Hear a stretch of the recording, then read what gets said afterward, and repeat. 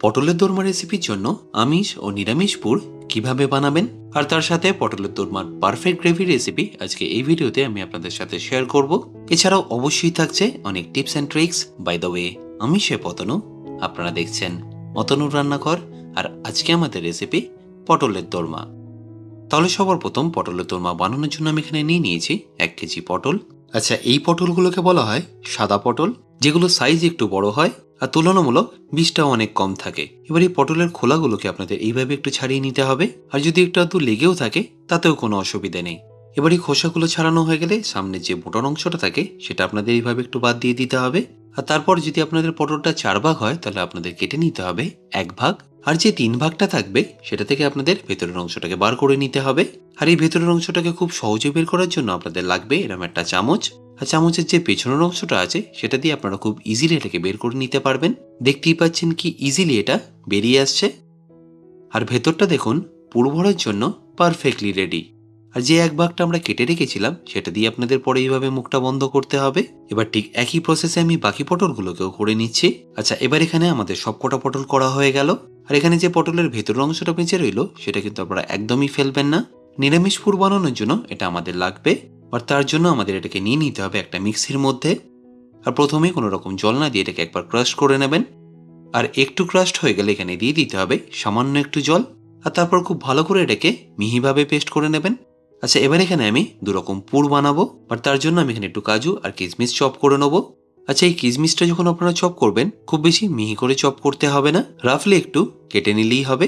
আর ঠিক একইভাবে কাজুটাকেও চপ করে নেবেন। তাহলে সবার প্রথম আমি এখানে আপনাদের নিরামিষ পুর বানিয়ে দেখাবো। তার জন্য লাগছে আমাদের 1 লিটার দুধ। বেসিক্যালি দুধটা দিয়ে আমরা ছানাটা কাটাবো। তার জন্য দুধটাকে আমি নিয়ে নিচ্ছি একটা কড়াইয়ের মধ্যে। তারপর গ্যাসের ফ্লেমটাকে অন করে আমি দুধটাকে একবার ভালো করে ফুটিয়ে নেব। আর ফোটানোর সময় অতি অবশ্যই এইভাবে কিন্তু এটাকে মেশাতে থাকবেন, নাহলে প্যানের নিচে এটা লেগে যাওয়ার একটা সম্ভাবনা থাকবে। এরপর দুধটা যখনই একবার ফুটে যাবে গ্যাসের ফ্লেমটাকে আপনারা বন্ধ করে দেবেন। আর তারপর দুধটাকে আপনাদের রেখে দিতে হবে 1 থেকে 1.5 মিনিট একটু ঠান্ডা হয়ে যাওয়ার জন্য। আর একটু ঠান্ডা হয়ে গেলে এখানে আপনাদের দিয়ে দিতে হবে ভিনিগার। আর ভিনিগার দেওয়ার পরে খুব ভালো করে এটাকে আপনাদের মিশিয়ে নিতে হবে। আমি এখানে একদম র ভিনিগারই দিয়ে দিলাম, আপনারা চাইলে একটু জল মিশিয়েও দিতে পারেন। আর একটু মেশাতে মেশাতেই দেখবেন আস্তে আস্তে এইভাবে ছানাটা কাটা শুরু হবে। আর যখন ছানা থেকে জলটা একদম সেপারেটেড হয়ে যাবে তখনই বুঝবেন এটা একদম ফাইনালি রেডি হয়ে গেছে। এই সময় ছানাটা বেশ অনেকটাই গরম থাকে, তাই ছানাটাকে একদম সফট রাখার জন্য এখানে দিয়ে দিতে পারেন ঠান্ডা জল। এবার ফাইনালি আমাদের ছানাটাকে ছেঁকে নিতে হবে। আর এই ছানা থেকে একবার জলটা ঝরে গেলে আমি এটাকে সেপারেট একটা বোলের মধ্যে নিয়ে নিচ্ছি। আচ্ছা, এবার এখানে নিরামিষ পুরটা বানানোর জন্য আমি নিয়ে নিচ্ছি একটা কড়াই, আর তাতে দিয়ে দিচ্ছি সামান্য একটু সর্ষের তেল, সাথে 1 চা চামচ গোটা জিরে। আর এটাকে একবার ভালো করে ভেজে নিয়ে এখানে দিয়ে দিতে হবে 1 চা চামচ আদা কুচি, সাথে ঝালের জন্য লাগছে কাঁচা লঙ্কা। তারপরে এই আদার কাঁচা লঙ্কাটাকে আপনাদের ভালো করে একটু ভেজে নিতে হবে। আর আদার কাঁচা গন্ধটা চলে গেলে এখানে আপনাদের দিতে হবে গ্রেট করা নারকোল। আর এই নারকোলটা আপনাদের ততক্ষণ ভাজতে হবে যতক্ষণ না এটা একটু লাল লাল হয়ে আসছে। আর যখনই দেখবেন নারকোল থেকে এরকম তেলটা ছেড়ে দিয়েছে ঠিক এই স্টেজে আপনাদের দিতে হবে কিছু মশলা। যেমন রঙের জন্য লাগছে সামান্য হলুদ আর কাশ্মীরি লঙ্কার গুঁড়ো, সাথে স্বাদ মতো নুন, চিনি ও সামান্য একটু ধনে গুঁড়ো। এই মশলাগুলোকে নারকোলের সাথে খুব ভালো করে একবার ভেজে নেবেন। আর ভাজা হয়ে গেলে এখানে দিয়ে দিতে হবে আমরা যে পটলের পেস্টটা করে রেখেছিলাম সেটা। এবার গ্যাসের ফ্লেমটাকে হাই করে খুব ভালো করে এটাকে আপনাদের কষিয়ে নিতে হবে। 3 থেকে 4 মিনিট কষালেই দেখবেন এরকম তেলটা ছাড়া শুরু করবে, তাহলেই বুঝবেন এটা একদম পারফেক্টলি রেডি। এবার এখানে দিয়ে দেবো আমরা যে ছানাটা কাটিয়ে রেখেছিলাম সেটা, আর সাথে দিয়ে দিতে হবে একটু কাজু আর কিশমিশ। তারপর খুব ভালো করে এই সব কিছুকে একবার মিশিয়ে নিতে হবে। আর মেশানোর সময় অতি অবশ্যই গ্যাসের ফ্লেমটা কিন্তু লোই রাখবেন। আর এই ছানাটাকে খুব বেশিক্ষণ কুক করার দরকার নেই, তাহলে এটা শক্ত হয়ে যাবে। আর ফাইনালি এখানে অ্যাড করব সামান্য একটু বয়েলড আলু। আর এখানে আমি একটা আলুকে খুব ভালো করে গ্রেট করে নিয়ে ব্যবহার করলাম, আপনারা চাইলে ম্যাশ করেও ব্যবহার করতে পারেন। আর এই সব কিছুকে একবার ভালো করে মিশিয়ে নিতে আমাদের নিরামিষ পুর কিন্তু পারফেক্টলি রেডি। এটা দেখতে যতটা সুন্দর লাগছে খেতে কিন্তু অতটাই সুন্দর লাগবে। আর আপনারা এটা চানা ডাল বা সোয়াবিন দিয়েও ইজিলি করে নিতে পারেন। আর এখানে আরও একটা জিনিস আপনারা অ্যাড করতে পারেন, সেটা হলো একটু গ্রেটেড খোয়া। বাট এটা একদমই অপশনাল, আপনারা চাইলে দিতেও পারেন, চাইলে নাও দিতে পারেন। দিয়ে দিলে টেস্ট একটু ভালো হয় আর কি। আচ্ছা, এবার এখানে আমি আপনাদের আমিষ পুরটা বানিয়ে দেখাবো। আর তার জন্য লাগছে আমাদের 2 রকম মাছ। আমি এখানে 300 গ্রাম ভোলা মাছ ও 400 গ্রাম চিংড়ি মাছ নিয়ে নিয়েছি। বাট আপনারা চাইলে ভেটকি, কাতলা, রুই যে কোনো মাছ দিয়ে এটা ইজিলি করে নিতে পারবেন। আর এই মাছগুলোকে ফ্রাই করার জন্য একটা কড়াইতে আমি নিয়ে নিচ্ছি সর্ষের তেল। আর মাছগুলো ফ্রাই করার আগে অতি অবশ্যই একটু হলুদ আর নুন দিয়ে ভালো করে ম্যারিনেট করে নেবেন।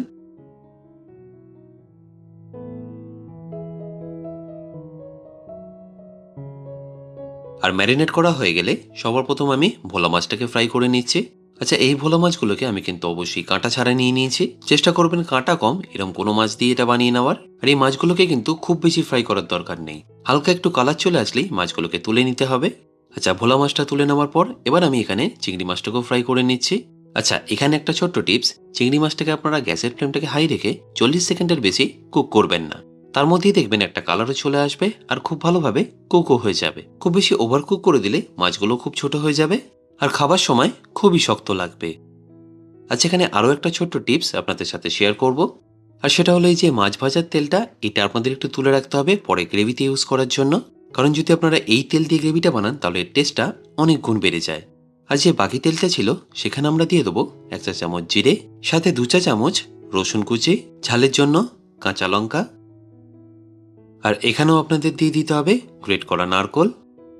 আর এই নারকোলটাকে আপনাদের ততক্ষণ কুক করতে হবে যতক্ষণ না এর থেকে তেলটা ছেড়ে আসছে। আচ্ছা, এখানে আমি টোটাল 6টা মিডিয়াম সাইজের পেঁয়াজ নিয়ে নিয়েছি। তার মধ্যে 4টে পেঁয়াজ আমি ব্যবহার করব গ্রেভি বানানোর জন্য, আর এই 2টো পেঁয়াজ আমি ব্যবহার করব এই আমিষ পুরটা বানানোর জন্য। আর তাহলে কোনটা কিরকম কাটতে হবে সেটাও দেখে নিন। গ্রেভি বানানোর জন্য এই 4টে পেঁয়াজকে এরকম রাফলি কেটে নেবেন আর তারপর মিক্সিতে সামান্য একটু জল দিয়ে পেস্ট করে নেবেন। আর যে বাকি 2টো পেঁয়াজ আমরা রেখে দিয়েছিলাম এই আমিষ পুরো ব্যবহার করার জন্য, সেটাকে এইভাবে এরকম পাতলা পাতলা করে কেটে নেবেন। আর যখনই দেখবেন এপাশে নারকোলটা থেকে এরকম তেলটা ছেড়ে দিয়েছে, ঠিক এখানে এই পেঁয়াজগুলোকে আপনারা দিয়ে দেবেন। আর অবশ্যই এখানে সামান্য একটু নুন দেবেন যাতে পেঁয়াজের থেকে জলটা ছেড়ে দেয় আর পেঁয়াজটা খুব তাড়াতাড়ি ভাজা হয়ে যায়। আচ্ছা, এখানে যে কাজু আর কিশমিশটা একটু বাকি ছিল সেটাও এখানে দিয়ে দিলাম। আর এবার এই গ্যাসের ফ্লেমটাকে মিডিয়াম রেখে খুব ভালো করে সবকিছুকে একবার মিশিয়ে নিতে হবে। আর পাশে আপনারা যেখানে মাছটা ভেজে রেখেছেন সেখান থেকে দেখবেন আস্তে আস্তে জলটা ছাড়বে। এই জলটাও কিন্তু আপনারা এখানে দিয়ে দিতে পারেন, এতে টেস্টটা বেশ অনেকটাই বেড়ে যায়। এবার এই পেঁয়াজটা যতক্ষণ ফ্রাই হচ্ছে এই মাছগুলোকে আমি আপনাদের কেটে দেখাচ্ছি। প্রথমে এই ভোলা মাছটাকে আমি একটু চপ করে নিচ্ছি। আপনারা চাইলে না কেটে হাত দিয়ে এটাকে করে নিতে পারেন, বাট ছুরি দিয়ে কেটে নিলে এর সাইজটা ইভেনলি থাকে। আর ঠিক একইভাবে আমি চিংড়ি মাছগুলোকেও চপ করে নেব। আর এবার দেখুন পেঁয়াজগুলো বেশ লাল লাল করে ভাজা হয়ে গেছে। আর ঠিক এই স্টেজেই কিছু বেসিক মশলা আমি এখানে দিয়ে দিচ্ছি, যেমন সামান্য হলুদ, ধনে গুঁড়ো আর 1.5 চা চামচ কাশ্মীরি লঙ্কার গুঁড়ো। এবার এই মশলাগুলোকে তেলের সাথে একবার ভালো করে ভেজে নিয়ে এখানে দিয়ে দিতে হবে সামান্য একটু টমেটো বাটা। আমি এখানে একটা বড় টমেটোকে ভালো করে পেস্ট করে নিয়েছিলাম। এই টমেটোটা দেওয়ার পরে 2 থেকে 3 মিনিট এটাকে একটু ভালো করে আপনারা কুক করে নেবেন, যতক্ষণ না টমেটো থেকে কাঁচা গন্ধটা বেরিয়ে যাচ্ছে। 2 থেকে 3 মিনিট পরেই দেখবেন মশলাটা থেকে আস্তে আস্তে এরকম তেলটা ছাড়ছে আর টেক্সচারটা ঠিক এরকম চলে আসছে। এবার যে ভাজা মাছগুলো আমরা চপ করে রেখেছিলাম সেটা এখানে দিয়ে দেবো। আর এখানেও বাইন্ডিং এর জন্য দিয়ে দিচ্ছি সামান্য একটু আলু। আর ফাইনালি সবকিছুকে একবার ভালো করে মিশিয়ে নিচ্ছি। তাহলে আশা করি নিশ্চয়ই দেখতে পেলেন এটা বানানো কতটা ইজি। আর এর টেস্টটা কতটা ভালো হয় সেটা দেখার জন্য একবার হলো রিকোয়েস্ট করব এটা বানিয়ে দেখার। ফাইনালি তাহলে আমাদের 2 রকম পুর রেডি হয়ে গেল। এবার পটলের মধ্যে এই পুরগুলো আমাদের ভরে নিতে হবে। আর তার আগে এই পটলগুলোকে আমাদের ভাজতে হবে। তার জন্য একটা কড়াইতে আমি নিয়ে নিচ্ছি সর্ষের তেল। আর পটলগুলো ভাজার আগে সামান্য একটু নুন মাখিয়ে নিতে হবে। আর নুনটা অবশ্যই পটলের ভেতরে এইভাবে একটু মাখিয়ে দেবেন। আর সবকটা পটলে ভালো করে নুন মাখানো হয়ে গেলে আমি একে একে এগুলোকে তেলের মধ্যে দিয়ে দিচ্ছি। আর গ্যাসের ফ্লেমটাকে মিডিয়াম রেখেই এটাকে আপনাদের ভেজে নিতে হবে। আচ্ছা, এখানে বলে রাখি পটলগুলোকে কিন্তু আপনাদের 100% ভাজতে হবে না। মোটামুটি যখনই দেখবেন 60% মতো হয়ে এসছে তখন এগুলোকে আপনাদের এরকম একটা ছাঁকনির মাধ্যমে তুলে নিতে হবে। আর যে ওপরের অংশগুলো আমরা কেটে রেখেছিলাম সেটাকেও আমাদের এখানে ভেজে নিতে হবে। এবার এই পটলের মধ্যে আমি পুরটা ভরবো। আর তার আগে খুব তাড়াতাড়ি আমি আপনাদের গ্রেভিটাও বানিয়ে দেখাচ্ছি। এই পটল ভাজার তেলের মধ্যে আমি এখানে অ্যাড করব মাছ ভাজার তেলটা, যেটা আমরা আগে থেকে তুলে রেখেছিলাম। আচ্ছা, আমি এখানে আপনাদের একরকমই গ্রেভি দেখাচ্ছি, আমিষ গ্রেভি। আপনারা যদি নিরামিষ গ্রেভি দেখতে চান সেটা কিন্তু আমাকে অবশ্যই কমেন্টে জানাবেন। আর তেলটা গরম হয়ে গেলে আমি এখানে দিয়ে দিচ্ছি 3টে শুকনো লঙ্কা, সাথে কয়েকটা গোটা গরম মশলা, যেমন 2টো দারচিনি, 4টে এলাচ আর 3টে লবঙ্গ। গরম মশলাগুলো একবার তেলে ভাজা হয়ে গেলে এখানে আমাদের দিয়ে দিতে হবে পেঁয়াজ বাটা, যেটা আমরা আগে থেকেই বেটে রেখেছিলাম। আর গ্যাসের ফ্লেমটাকে হাই করে পেঁয়াজটাকে আপনাদের একটু ভালো করে ভেজে নিতে হবে যতক্ষণ না এটা একটু ব্রাউন হয়ে আসছে। আর যখনই দেখবেন এরকম ব্রাউন হয়ে এসছে এখানে দিয়ে দিতে হবে 2 চা চামচ আদা রসুন বাটা, ঝালের জন্য লাগছে 2 চা চামচ কাঁচা লঙ্কা বাটা। আর একবার ভালো করে মিশিয়ে নিয়ে আপনাদের ততক্ষণ কুক করতে হবে যতক্ষণ না এই আদা রসুন বাটা থেকে কাঁচা গন্ধটা চলে যাচ্ছে। এবার একদম বেসিক ঘরোয়া মশলা আমি এখানে দিয়ে দেবো, যেমন হলুদ গুঁড়ো, কাশ্মীরি লঙ্কার গুঁড়ো, ধনে গুঁড়ো আর সামান্য একটু জিরে গুঁড়ো। আর গ্যাসের ফ্লেমটাকে লো রেখে এটাকে আপনাদের ভালো করে একটু মিশিয়ে নিতে হবে। আচ্ছা, অতি অবশ্যই এখানে নুনটা দিতে ভুলবেন না। মোটামুটি 2 থেকে 3 মিনিট লাগবে এই মশলা থেকে তেলটা ছেড়ে আসতে। আর ততক্ষণ আমি আপনাদের দেখিয়ে দিচ্ছি, আমি এখানে আগে থেকে একটু কাজু আর চারমগজ ভিজিয়ে রেখেছিলাম, আর সেটাকে আপনাদের একদম ফাইন পেস্ট করে নিতে হবে। আর যখনই দেখবেন এরকম মশলা থেকে তেলটা ছেড়ে দিয়েছে, এখানে দিয়ে দিতে হবে কাজু আর চারমগজ বাটা। কাজু আর চারমগজটা দেওয়ার পরে অতি অবশ্যই আপনারা গ্যাসের ফ্লেমটাকে মিডিয়াম রাখবেন আর কন্টিনিউ এইভাবে মেশাতে থাকবেন, না হলে কিন্তু এটা নিচে লেগে যাওয়ার সম্ভাবনা থাকে। 2 থেকে 3 মিনিট মেশালেই দেখবেন কাজু আর চারমগজটা থেকে কাঁচা গন্ধটা চলে গেছে। ঠিক এই স্টেজে আপনাদের দিয়ে দিতে হবে টক দই।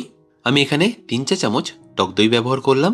আপনারা যদি টক দই না দিতে চান সেক্ষেত্রে আপনারা এখানে টমেটো ব্যবহার করতে পারেন। আর ফাইনালি এখানে আমি আরও একটা জিনিস অ্যাড করছি, সেটা হলো খোয়া। এটা অপশনাল, আপনারা চাইলে দিতেও পারেন, চাইলে নাও দিতে পারেন। আর তারপর সবকিছুকে একবার ভালো করে মিশিয়ে আমি এখানে দিয়ে দেবো পরিমাণ মতো জল। জল দেওয়া হয়ে গেলে গ্যাসের ফ্লেমটাকে লো করে এটাকে আমি ফুটতে দেবো। আর ততক্ষণ অবশ্যই আমি পটলের মধ্যে পুরটা ভরে দেখাচ্ছি। আর তাহলে পুরটা ভরার জন্য মিক্সারটাকে হাতে করে নিয়ে এইভাবে একটু প্রেস করে লম্বাটে আকার করে নিতে হবে, যাতে এটা পটলের মধ্যে খুব ইজিলি ঢুকে যায়। আর এরপর যে পটলের ওপরের অংশটা ছিল সেটা দিয়ে এইভাবে মুখটাকে বন্ধ করে দিতে হবে।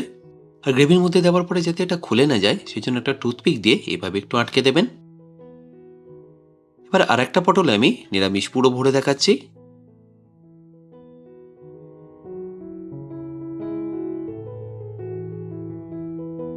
তাহলে সব কটা পটলে আমি পুরটা ভরে নিলাম। আর এতক্ষণ অবশ্যই আমাদের গ্রেভিটাও দেখুন কি সুন্দরভাবে রেডি হয়ে আসছে। এবার ফাইনালি পটলগুলোকে সেদ্ধ করার জন্য আমি গ্রেভির মধ্যে দিয়ে দিচ্ছি। আর গ্যাসের ফ্লেমটাকে একদম লো রেখে আমাদের ফুটিয়ে নিতে হবে মিনিমাম 7 থেকে 8 মিনিট। দেখতেই পাচ্ছেন গ্রেভিটা থেকে আস্তে আস্তে কিন্তু তেলটা ছাড়া শুরু করছে আর গ্রেভির কালারটা কতটা সুন্দর হয়ে যাচ্ছে। ফাইনালি এখানে 7 থেকে 8 মিনিট হয়ে গেছে আর পটলটা একদম পারফেক্টলি কুক হয়ে গেছে। সবশেষে এখানে আমাদের দিয়ে দিতে হবে গরম মশলা আর ঘি। ব্যাস, তাহলেই রেডি পটলের দোরমা। আশা করি সম্পূর্ণ রেসিপিটা আপনাদের নিশ্চয়ই ভালো লাগবে। আর ভালো লাগলে প্রতিবারের মতো আমাকে কিন্তু কমেন্টে জানাতে ভুলবেন না। আর আপনারা এটা পরিবেশন করতে পারেন মিষ্টি ফ্রাইড রাইসের সাথে, যেটা বিভিন্ন অনুষ্ঠান বাড়িতে পরিবেশন করা হয়। আচ্ছা, আপনারা যদি এই ফ্রাইড রাইসের রেসিপিও দেখতে চান আমাকে অবশ্যই কমেন্টে জানাবেন। আমি চেষ্টা করব খুব তাড়াতাড়ি আপনাদের এটা করে দেখানোর। বাই দ্য ওয়ে, আমি শেফ অতনু, আপনারা দেখছিলেন অতনুর রান্নাঘর। দেখা হচ্ছে আপনাদের সাথে আর একটা নতুন রেসিপি নিয়ে নেক্সট এপিসোডে। ভালো থাকবেন, সুস্থ থাকবেন।